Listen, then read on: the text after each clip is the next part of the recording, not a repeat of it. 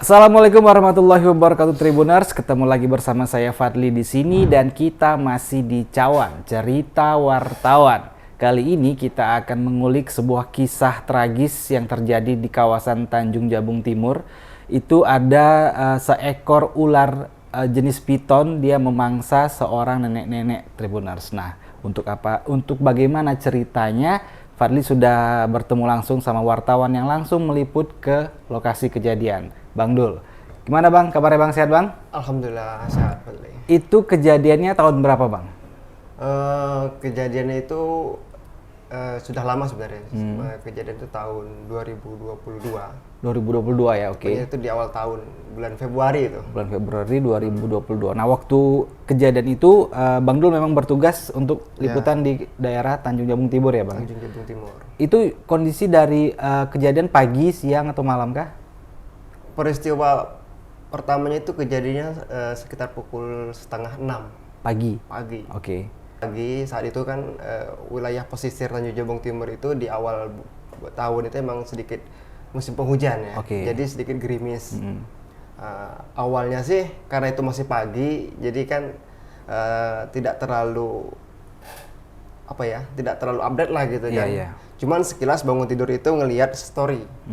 Nah, di salah satu story story WhatsApp itu ada orang yang masang status. Itu sekitar pukul 6:30. 6:30 Sudah pagi ya? 6:30, Di sudah. hari yang sama ya? Di hari yang sama. Di situ dia sebuah foto. Namun juga tidak jelas fotonya kan, cuman captionnya nenek dimakan ular kata dia gitu kan. Cuma nggak tahu di mana kejadiannya gitu, jadi sedikit di skip gitu kan. Oke. Aku siap, mandi, sarapan, kemudian ramai bunyi di grup itu, ting ting ting. Lihat lagi ada postingan banyak. Ujung-ujungnya langsung saya telepon yang posting pertama tadi, karena papa saya WA itu kan tidak dibalas, mungkin lagi di jalan. Saya telepon, beberapa kali telepon baru diangkat. Iya kata dia, tadi pagi itu subuh kejadiannya di Jembatan Asoy. Gitu.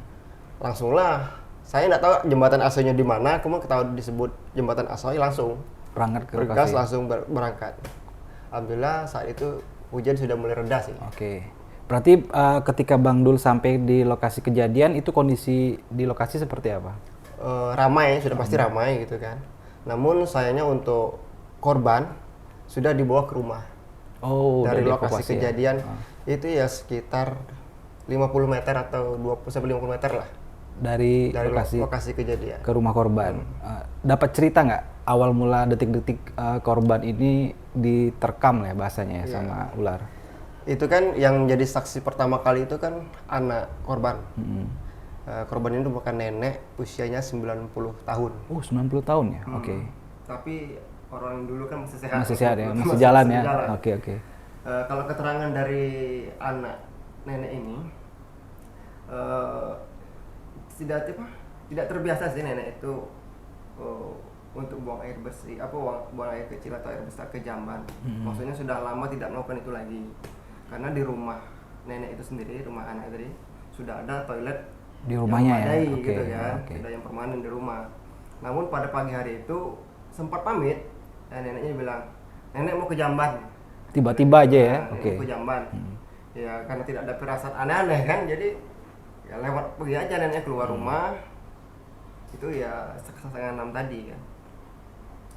Sudah sampai jamban, ya seperti biasa nggak ada yang aneh gitu kan. Namun hampir matahari sudah mulai terang, neneknya nih kok nggak pulang gitu, nggak ada kembali. Namun keterangan dari anak nenek tadi sempat mendengar teriakan, cuman samar. Ada yang bilang digigit, saya digigit. Oh gitu, oke.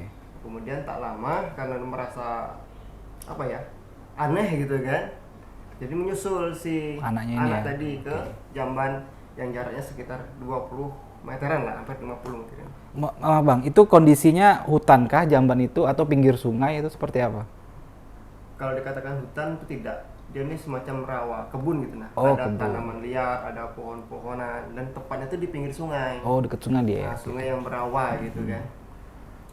Jadi setelah si anak tadi melihat menyusul nenek, kaget lah dia ada di situ.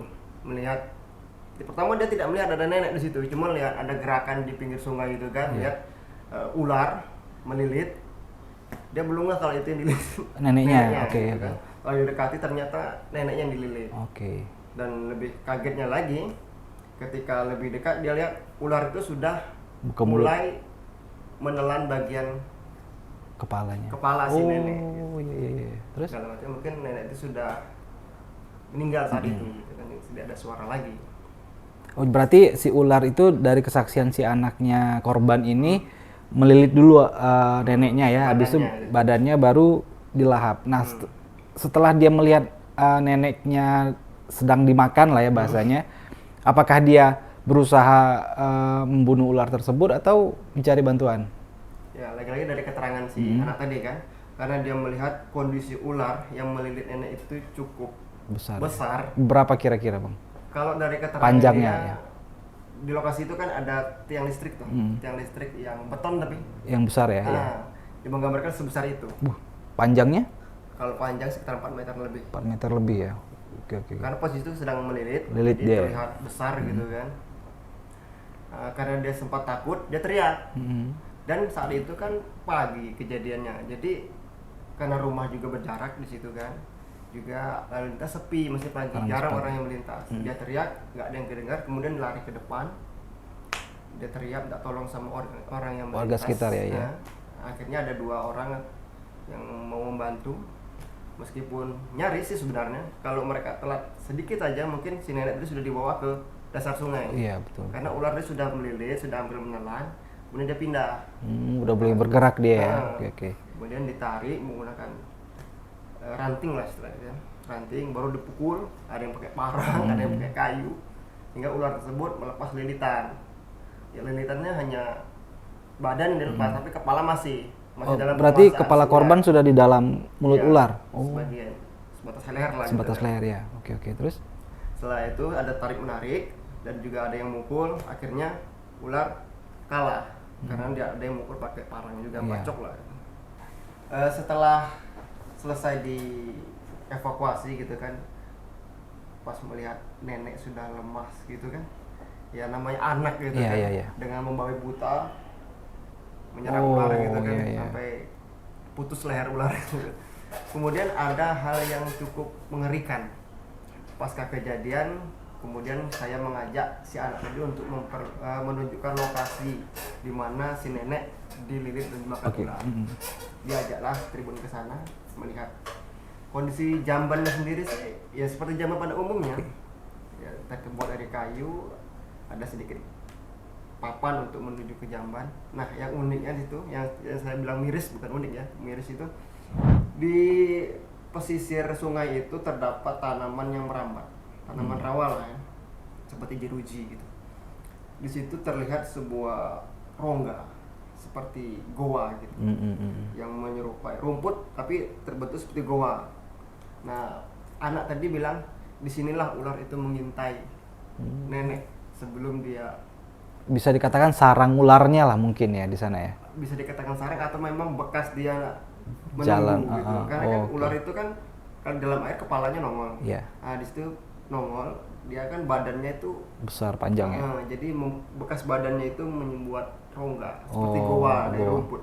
Dan itu ukurannya cukup besar. Besar ya? Mm. Rongganya itu. Oh, berarti keterangan si anak ini ularnya nunggu di sana nih, di dalam rongga itu ya? Oke, setelah itu berarti alhamdulillahnya tubuh korban tidak semua dilalap sama si ular ya? Belum. Baru sebatas leher ya. Memang kalau Bang Dul ke lokasi, di lokasi itu apakah memang sering terlihat sama warga ular melintas atau seperti apa? Nah, sebenarnya di Sungai Alang-Alang ini, yang Jembatan Aso ini, pada saat itu di 1 bulan itu ada 2 kasus sebenarnya. 2 kasus. 2 kasus kejadian. Yang pertama itu orang diserang buaya. Buaya, oke. Mereka orang itu saat mandi atau ya mandi kalau nggak salah, sedang mandi, kemudian diserang ular buaya. Alhamdulillah warga tersebut selamat. Oh, selamat. Meskipun ya badannya beberapa Luka atau ya? baret akibat gigi. Serangan buaya. Jaraknya antara serangan sama si korban yang meninggal ini? Jaraknya tidak tahu pasti, yang jelas masih satu aliran. Satu aliran. aliran dari Sungai Jembatan Aswa itu. Berarti bisa dikatakan kawasan rawan sama binatang buas berarti di sana ya. Bisa Nah, dikatakan gitu juga. Bang Dul sempat konfirmasi pihak terkait nggak, BKSDA atau apa untuk meninjau lokasi tersebut? Kalau BKSDA tuh setelah beberapa hari kemudian. Kalau dari perangkat desa seperti kecamatan dan kelurahan, memang lokasi tersebut merupakan salah satu habitat dari binatang buas, terutama buaya gitu kan. Kalau ular sih ada juga, cuman tidak mendominasi. Buaya yang paling banyak. Sekarang lokasinya udah dipasang. Sebenarnya dari dulu sudah dipasang sih. Oh, udah dipasang. Ada plang di situ kan, awas buaya gitu. Cuman buaya saja gitu kan. Karena memang setiap sungai yang ada terutama di Kecamatan Muara Sabak Timur ya, Kelurahan Sabak Ulu dan Sabak Ilir, itu aliran sungainya nyatu, tembus kemana-mana. Jadi setiap sungai itu pasti ada predatornya gitu. Oke. Terima kasih Bang Dul. Oke. Untuk cawan hari ini luar biasa sekali. Intinya adalah ini adalah konsep bagi pemerintah dan warga sekitar juga ya Bang Dul ya, untuk lebih waspada kalau misalkan Tribuners tinggal di kawasan yang masih sedikit hutan ataupun kayak tadi di pinggiran sungai, itu untuk harus lebih berhati-hati lagi kalau mau beraktivitas. Sampai ketemu lagi di cawan berikutnya. Fadli undur pamit. Assalamualaikum warahmatullahi wabarakatuh. See you and bye-bye.